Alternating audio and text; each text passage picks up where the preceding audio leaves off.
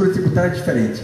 Reino Unido é do tamanho de São Paulo, já foi a grande oficina do mundo, o grande centro imperialista. A Espanha é do tamanho de Minas Gerais, a França é do tamanho da Bahia, a Itália é do tamanho do estado de Maranhão, onde eu morava antes. Bom, só para ter uma ideia, esse país, dentro dele caberia possivelmente a Europa, excluindo a parte da Rússia. Mas esta é uma questão muito importante, que ela nos remete à questão do financiamento. Por quê? O estado de Mato Grosso e toda essa região aqui, ele produz o quê? Agronegócio. Para quê? Para exportar, que não paga imposto. E aí eu vou tocar aqui na questão da Lei Candir, porque essa questão da Lei Candir, inclusive o Andes está fazendo isso com Maria Lúcia Fatorelli, porque saber o impacto da Lei Candir é decisivo para saber as finanças estaduais. Mas não é só isso. Além desse tipo de renúncia, que vem de 97, tem a renúncia fiscal, que eu vou também tratar aqui, que ela atinge não só as finanças federais, as estaduais e, por sua vez, os municípios. Então, é muito importante saber que o modelo de desenvolvimento que nós temos aqui, ele é um dos principais problemas para as receitas do Estado. Por quê? A nossa receita, ela é basicamente derivada de impostos chamados regressivos. Então, isso aqui é muito importante. Dentro do nosso território, cabe toda a Europa, mas o que nós temos aqui? Nós temos praticamente todos os recursos naturais indispensáveis para financiar o quê? E para bancar quem? Nós funcionamos como uma grande fazenda, funcionamos fornecendo matérias-primas, colocamos o nosso meio ambiente e todos os problemas sociais, para quê? Para alimentar um sistema internacional e uma divisão internacional do trabalho, em que nós simplesmente estamos no modelo agroexportador. Eu vou inicialmente pegar o caso de Alagoas, mas que serve para todos os demais. Olha só, quais são os problemas que nós vivenciamos? Alega-se que a União e que o Estado, especialmente os Estados, têm uma crise fiscal. Mais à frente eu vou colocar que essa crise fiscal, ou seja, receita menor que despesa, ela só existe quando se introduz o serviço da dívida.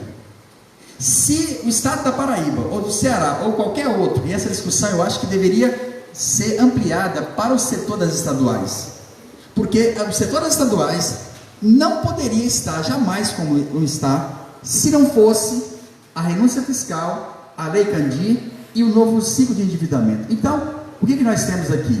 O estado de Alagoas, ele deixa de arrecadar 4,5 bilhões desde que a Lei Candir surgiu. Mas o estado de Mato Grosso é uma coisa muito mais assustadora. Lá são quase 50 bilhões. Lá são quase 2 vezes o orçamento deste ano que passou.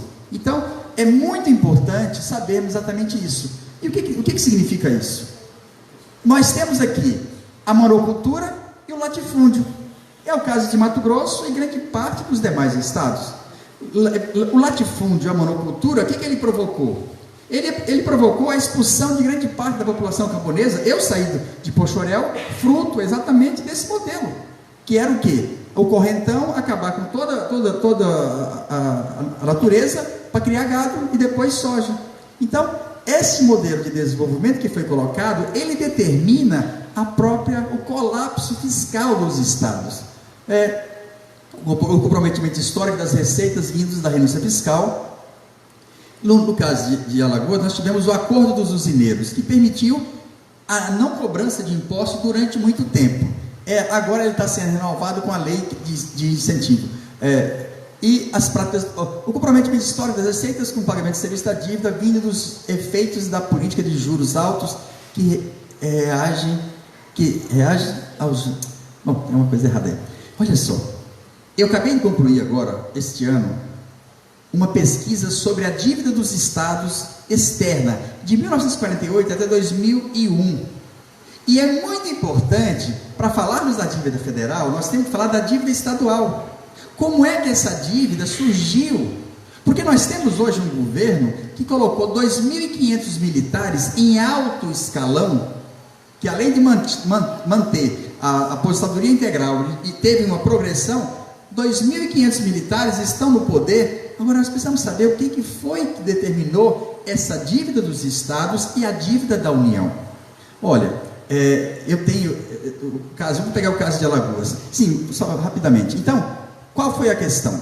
Em 97, nós tivemos o colapso fiscal de quase todos os estados, mas o de Alagoas foi o mais sintomático. Em Alagoas, ficaram 9 meses sem pagar salário. 9 meses sem pagar salário. Houve greve de mais de um ano. E os servidores, incluindo os militares civis, foram para a porta da Assembleia e teve um momento bem intenso e o Suruagi caiu, o ex-governador. E o que eles propuseram? A Lei 9496/97, que renegociou a dívida de cada estado por 30 anos. Só que quando se imaginava que se tinha uma solução para esse problema, na verdade criou-se um novo problema, porque a taxa de juros cobrada foi 7,5%, mais o IGPDI, mais uma coisa chamada anatocismo. Então, todos os estados que alegam dificuldade de financiar as universidades estaduais, eles encontraram na Lei na Lei 9496/97, um processo de federalização da dívida. A dívida de cada estado foi assumida pela União por 30 anos. 20 anos depois, entra em colapso esta proposta. E no caso de Alagoas, tinha tomado emprestado 2,3 bilhões, se pagou 7,3 e devia 10 bilhões. Ou seja, a dívida pública que a União federalizou foi um novo elemento de estrangulamento dos estados. Logo após que surgiu a emenda, a lei complementar, eu não lembro agora o número exato, que novamente rolou essa dívida por mais 20 anos. Só que, da mesma forma como em 97, ao fazer a transformação da dívida estadual em federal, eles exigiram o quê? As privatizações, o PDV. Em Alagoas foram demitidos 20 mil servidores. Foram privatizadas várias estatais, e ali o que nós tivemos? Os bancos estatais, Bemate, Banerj, Produban, Paraiban, todos esses bancos foram ou liquidados ou privatizados, e parte da dívida desses bancos nada mais se transformou, no caso de Alagoas, que era? Era a dívida dos usineiros. No caso de Mato Grosso, era a dívida da burguesia que estava nascendo. E aí eu digo o seguinte: os que votaram na reforma da Previdência agora, a maioria, pegando o caso claro de Alagoas, são filhos ou membros das oligarquias que estavam no poder. Agora, o que significou essa dívida? Por que essa dívida dos estados foi contraída? Foi a forma de legalizar, melhor, a forma de tornar governadores ou prefeitos biônicos.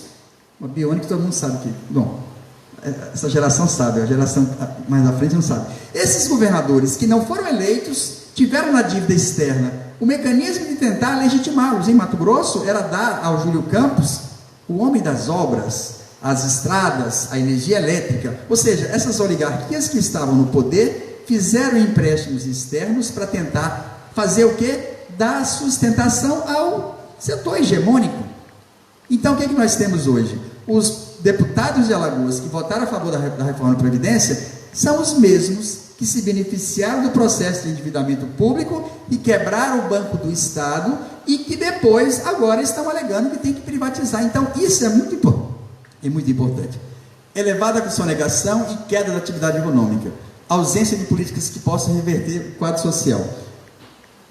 Olha só, de onde veio essa dívida pública? Eu já tinha falado. Essa dívida pública, ela era dívida externa, mas qual foi o problema? O problema principal é que em 1980, a taxa de juros nos Estados Unidos subiu de 5% para 20%. Olha, nós estamos a caminho de repetir o mesmo erro, porque todos os estados e alguns municípios estão fazendo empréstimo no momento que a taxa de juros nos Estados Unidos está bem baixa. Então, o que nós saímos? De uma dívida que era externa, que transformou-se em dívida interna, e agora estão caminhando para fazer novamente um novo ciclo de endividamento externo. O que significa isso? Se a taxa de juros nos Estados Unidos subir, isto vai impactar. Então, parte do problema que os estados tiveram nos anos 90, 98, foi fruto da política monetária americana. E isto é uma coisa que acarretou todos os problemas. Quem contraía os empréstimos? Eram governos não eleitos, visando se legitimar, que acabaram depois se transformando em quê? O mesmo governador que começou o processo de endividamento externo é do PMDB. Quem está no governo hoje de Alagoas? Renan Filho. Quem que é o prefeito?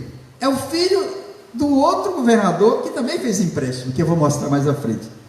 Olha só, nós tivemos aqui Divaldo Suragi, programa rodoviário, Guilherme Palmeira, que é pai do atual prefeito. As famílias se repetiram. Na minha pesquisa, o que nós procuramos fazer? Pegar todos os governadores, quais eram seus partidos. Estão praticamente os mesmos, ou as mesmas famílias, desde os anos 70, elas se legitimaram eleitoralmente e elas continuam no poder político, seja no MDB agora, ou seja em qualquer coisa. Esse estudo que nós fizemos, acho que deveria ser discutido isso em cada estado, porque nós não podemos analisar o problema do financiamento das universidades públicas e estaduais sem entender esse processo histórico. Então, olha só, Complexo Químico de Alagoas, Rui Palmeira, Complexo Químico de Alagoas, sabe o que é isso? Foi a Braskem. A Braskem, que era a Salgema. O que era a Salgema? O gás, eu tinha uma ideia de fazer uma nova etapa de industrialização a partir da química fina. Alagoas endividou-se para montar a Salgema, que é atualmente Braskem, e na hora que ela ia dar receita, o que fizeram? Privatizaram. Qual é o dano? 3 bairros estão afundando em Maceió. Afundando por quê? Porque a Salgema está sendo denunciada, a atual Braskem, por ter retirado a sua matéria-prima e que hoje está condenando 3 bairros. E é uma situação dramática, porque são pessoas que estão perdendo as suas casas, são como todos aqueles 3 bairros estão praticamente numa situação de colapso. E o que eles querem dizer? A Salgema, a Braskem não quer assumir a responsabilidade e quer jogar a responsabilidade para o município, para o estado e para a União. Então, em 1985, as dívidas todas começaram a ser feitas para pagar a dívida. Então, essa dívida do estado, ela assumiu um caráter financeiro. E desde então, o que nós tivemos? Um processo no qual a dívida é apenas para pagar a dívida pública. Olha aqui quem são os responsáveis pela crise de Alagoas. Isso aqui são as usinas que tomaram dinheiro emprestado no Produban e não pagaram. E olha, na hora que fizer o estudo da Paraíba, que eu tenho, do Mato Grosso, nós vamos descobrir que os bancos estaduais que tinham o papel de desenvolver, na verdade, eles simplesmente impulsionaram as oligarquias regionais que estão no domínio do poder político em cada estado. Parte da burguesia alagoana está aqui, ó. Elas não pagaram o empréstimo junto ao Produban. O estado de Alagoas pegou dinheiro emprestado da União e mais da metade da dívida atual é derivada do Paraibã. Então, os que estão hoje, deputados, votando a favor da reforma da Previdência, são eles aqui os herdeiros desse processo. Bom, aqui é sobre a lei complementar. É o que eu já tinha falado anteriormente. A lei complementar 148, ela vai justamente rolar a dívida de cada estado. E olha só, alegavam que essa renegociação, há 2 anos atrás, iria resolver o problema, mas na verdade não resolveu nada, porque agora eles estão alegando calamidade financeira. O governador de Mato Grosso está tentando fazer novos empréstimos. Ele inclusive declarou calamidade financeira. Peraí, você faz uma renegociação por mais 20 anos e 2 anos após essa renegociação, você já alega que está em colapso financeiro? Então, bom, deixa eu passar para frente. Aqui são as leis que permitiram as rolagens.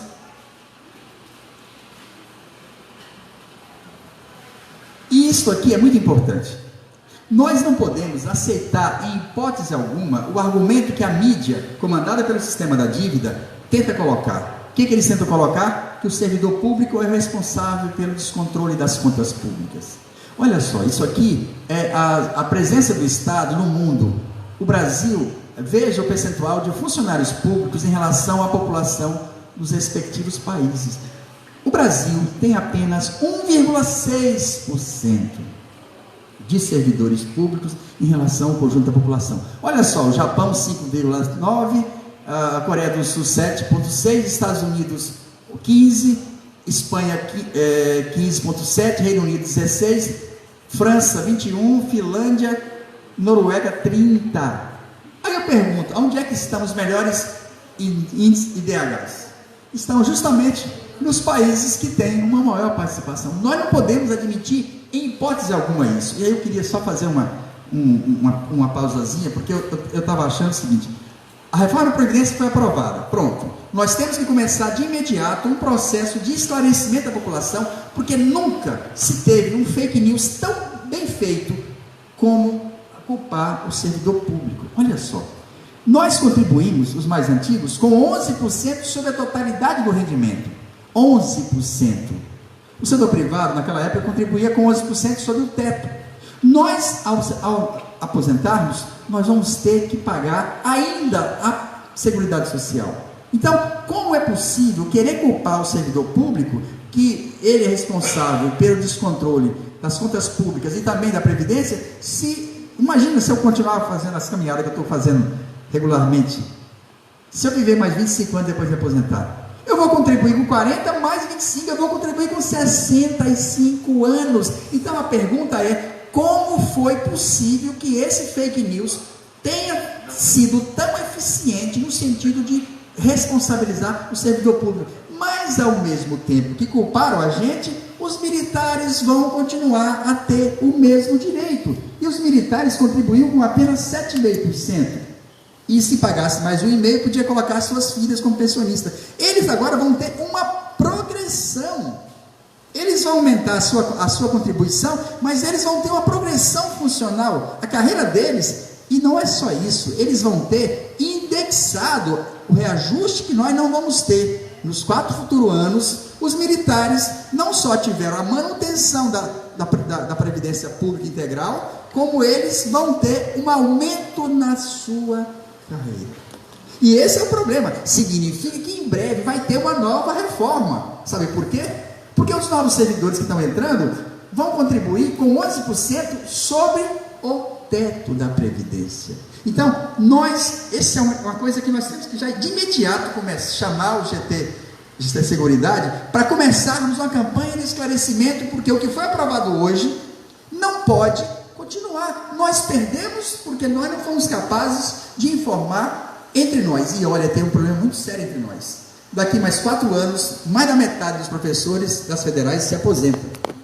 E se nós não esclarecermos aos novos que nós pagamos quase 3 vezes, eu pago quase 3 vezes, vai ter uma diferenciação muito grande. Porque agora alguém vai dizer assim: eu pago o teto e estou no fundo de pensão. E aí começa uma hostilidade com os mais velhos, como se nós fôssemos privilegiados. Não é privilégio. Eu acabei falando. Mas isso aqui é muito sério. Nós temos que começar uma campanha de esclarecimento imediata para dizer que o maior fake news que foi lançado não foi só o que elegeu o Bolsonaro, foi aquele que transformou os servidores públicos, que pagam quase 3 vezes e que continuam a pagar como se eles fossem responsáveis. É inadmissível que nós não tivemos capacidade de esclarecer esse fato. Olha só, o grande problema das dívidas estaduais foi justamente aqui, ó. A taxa de juros nos Estados Unidos, em 1980, ela saiu de 5% para 20%. Foi isso que levou à antecipação do neoliberalismo dos estados. E isso repercutiu até 1979. Não foi só aos desmandos das oligarquias. O grande problema que nós vamos ter é que, isso está num artigo que eu escrevi nesse livro, Las Deudas da América Latina, tem um artigo que eu escrevo em que eu falo exatamente disso. A crise do capitalismo começou, a queda da taxa de lucro, ela se acentuou no mesmo momento que a taxa de juros americana subiu. A taxa de juros subiu de 5 para 20 e a taxa de lucro despencou. O que significa isso? Isso potencializou a especulação financeira, potencializou a expansão da esfera financeira. E aí o que aconteceu? Os fundos de pensão nos Estados Unidos se expande exatamente em 74, 75, mas quando a taxa de juros sobe 20 e a taxa de lucro caiu, o que significou? O capital industrial sai da atividade produtiva e vai buscar outras formas mais rentáveis, e aí ele começa a preparação da privatização do Estado nos Estados Unidos, porque aí o capital que não atuava mais na indústria, ele vai correr para onde? ele vai correr para a saúde, para a segurança, ele vai correr para a previdência. O capital industrial vai buscar uma outra forma de ganhar dinheiro e parte disso se deve ao quê? A compra de título do Tesouro dos Estados Unidos, que rendia muito mais, e a substituição do Estado e a mercantilização das funções sociais do Estado. Olha só, para vocês terem uma ideia, o Plano Real é o outro grande responsável pela explosão da dívida pública. E eu era técnico do Diese aqui nesse estado, logo em maio, quando foi inaugurado o Plano Real, e a coisa que mais me surpreendeu é como que uma moeda que não valia nada, vocês lembram que em 5 anos nós tivemos 4 moedas diferentes? Teve um ano com o Collor que a inflação chegou no mês a 84%. Como é que nós saímos de uma moeda tão frágil, que em 5 anos 4 moedas desapareceram, e de repente nós passamos a ter uma moeda que valia mais que o dólar? Vocês lembram? Um dólar era 85 centavos e R$1. Ou seja, nós pagamos o preço desta política de juros alta. Porque em 94 veio o quê? Em 95 veio a crise mexicana, a taxa de juros subiu mais. 97 veio a crise asiática, a taxa de juros subiu mais.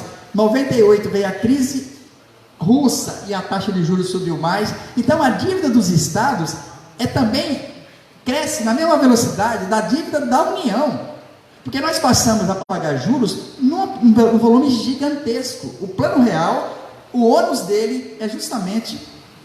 Eita, vou chegar lá. 34 minutos. Eita, é que esse assunto me empolga. Então olha só, isso aqui é sobre a dívida de Alagoas, vou pular. Vou pular também este. E vou pular este.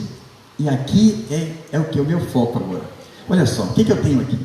Eu tenho aqui a perdas líquidas de estados brasileiros com a Lei Candir, não compensada pela União. A União, ela fazia o seguinte: os estados, quando exportam, não deveriam cobrar imposto, ICMS. Mas a União deveria ressarcir. Então vamos ver aqui agora, olha só, vamos ver aqui, São Paulo, são 115 bilhões que a São Paulo deveria receber de volta da União. Isso aqui, 115 bilhões, o orçamento das 3 paulistas seria em torno de 10 bilhões. Isso aqui daria 11 vezes o orçamento das 3 paulistas. Se fosse a União devolver o dinheiro da Lei Candir, 115 bilhões, daria 11 vezes o orçamento das 3 paulistas.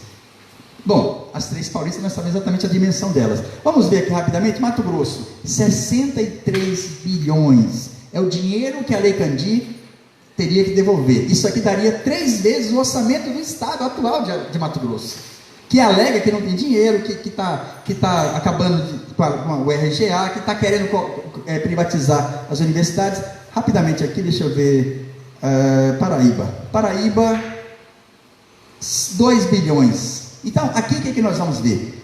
A União teria que devolver para os estados 637 bilhões se a Lei Candir fosse praticada. Mas esse não é o problema único. É porque todos os estados passaram a fazer, além da Lei Candir, uma lei de renúncia fiscal gigantesca. A Paraíba, no ano retrasado que eu tive lá, era 1 bilhão e 100. Estava 3 vezes o orçamento da UEPB. O estado de Mato Grosso, que eu vou ver aqui mais à frente, é que eu sou de lá, então eu estou sempre... E eu sou fruto daquela escola de Povas também. Olha só Mato Grosso aqui, ó. Mato Grosso, em 2017, a renúncia fiscal era de 2,4 bilhões. Era metade da folha de pagamento do estado. Aí pulou para 3,5 e agora 3,7. Ou seja, como é que pode Mato Grosso alegar que não tem dinheiro para pagar o RGA, que é o reajuste anual, que não tem dinheiro para fazer concurso, porque lá 2/3 dos professores são sem contrato, inclusive minha irmã, que além da Lei Candir, ele ainda faz isso aqui. Então, eu acho que o setor das estaduais necessita fazer uma grande revista, pegando esse documento, pegando um estudo que a Maria Lúcia dispôs agora dos documentos, Porque nós temos que comunicar com a população. Nós temos que dizer que Mato Grosso tem dinheiro de sobra. Eu não estou falando aqui da Lei Candir, eu estou falando só da nova renúncia fiscal. E agora nós estamos vendo o que aconteceu. Nós estamos vendo que tem CPI, estamos discutindo desvio de dinheiro e tal. Deixa eu pular. Isso aqui são as renúncias federais. Depois de 2008, as renúncias federais foram cada vez maiores. E isso tem a ver com o repasse também para os estados. Então, a esfera federal fez renúncia fiscal, as esferas estaduais também fizeram renúncia fiscal. E tudo isso recai sobre o financiamento das federais e sobre o financiamento das estaduais. Olha só, o caso que eu tenho aqui é de Rio de Janeiro, 138 bilhões de renúncia fiscal em 6 anos. Dá 138 anos do orçamento da UERJ. São Paulo, ano passado, 22 bilhões de renúncia de ICMS. Daria 2 vezes o orçamento das 2 paulistas. Alagoas, 760 milhões. Isso é praticamente o orçamento da UFAO. Então, nós temos que denunciar, porque aqui está uma outra forma indireta de financiamento das oligarquias ou das burguesias regionais que elegeram as suas bancadas e que fizeram a reforma da Previdência nos atacando. O grande problema aqui, isso pegando no caso das estaduais, é que a carga tributária ela foi repassada cada vez mais para a União, reduzindo uma parte dos estados e municípios, mas repassando atribuições aos estados e municípios. Isso aqui mostra muito bem que a União foi a grande vencedora. Vou pular, e olha só, não, isso aqui é para falar de economia monetária. E a questão mais importante aqui é o seguinte: o que está acontecendo com a economia brasileira? Isso aqui se chama desindustrialização.